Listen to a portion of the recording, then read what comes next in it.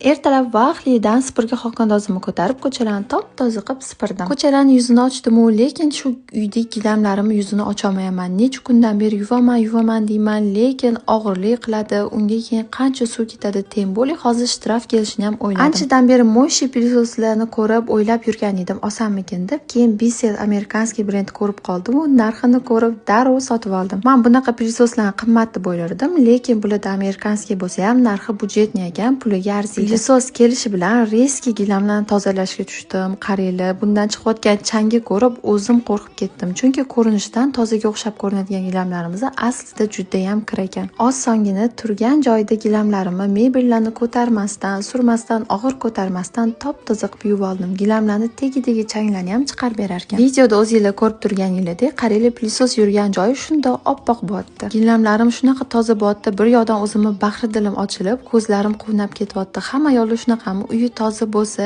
qanaqadir o'ylab yurgan joyi tozalansa, juda ham xursand bo'lib ketamiz.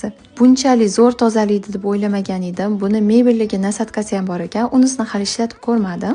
Ishlatib ko'rsam, istoriyalarda uni qanaqa tozalashini qo'yaman. Qaranglar, gilamni tozalangan joyi yengidek bo'lyapti. Sizlarga ham shuning uchun bu pilsos tavsiya qilaman. Agar gilamlaringlarni har doim toza turishini xohlaydigan bo'lsanglar, uyda yosh bolasi bor ayollar, uyidagi bitta shunaqa pilsos